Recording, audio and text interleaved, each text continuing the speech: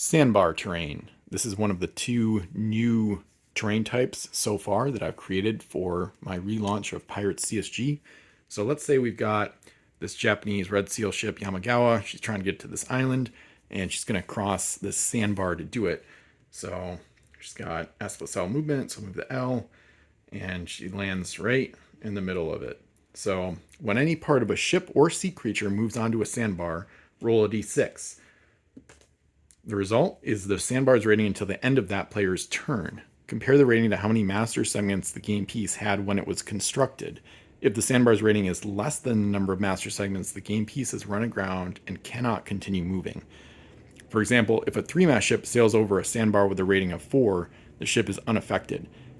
If a 4-mast ship sails over a sandbar with a sandbar rating of 2, it must stop, even if she could move farther that turn.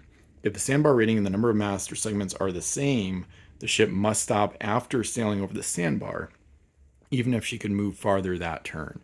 If a game piece is aground on a sandbar, you can use its next move action to try to free it. Roll a d6 and compare the result to the current number of master segments. If the difference is 1 or less, the game piece is free. It cannot be given a move action. It can be given a move action to move normally next turn. So let's say I rolled something like a 2 instead of a 6 there. So now she'd be stuck. She's run aground, can't continue moving. And now let's say we want to free it.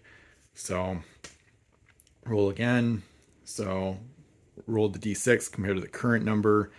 So the difference is 1 or less. The game piece is free. So there I would have to roll a 2, 3, or 4 in order to get free. In this case, I did. And then you would mark like some kind of token, usually like one of the tiny d6 or maybe a pennant or something like that, some kind of token to indicate that the ship has gotten free. And then you can start moving it again normally on the next turn. So, and move off the sandbar. So this one was designed to be kind of like the opposite of Sargasso Seas, which are friendlier to large ships and worse for smaller ships. This one is kind of penalizing the larger ships for having deeper drafts and getting stuck, kind of similar to shallow water terrain a little bit.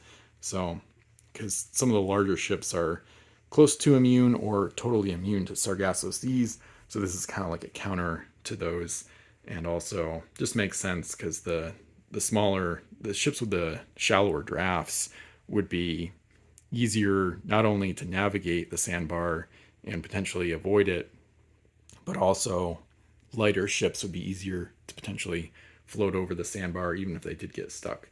So, and the difference of 1 or less part, that was just to change it up from the regular terrain rolls, because when I tried to figure it out, doing it more similar to Sargasso Seas, I ran into some issues because the die rolls get kind of weird. Because I think it was something like a 10-master could get stuck permanently or things like that. So it just got, that's kind of game planning scenarios in my mind, and realized that I needed to do something a little different than just, above the number of master remaining or below it. So anyway, that's the sandbar. If you'd like to purchase these, they're on my store at pirateswithben.com. I'll leave a link in the description.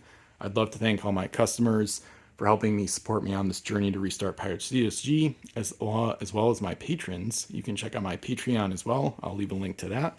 Beyond that, thanks for watching. Hope you stay for more videos, and happy sailing.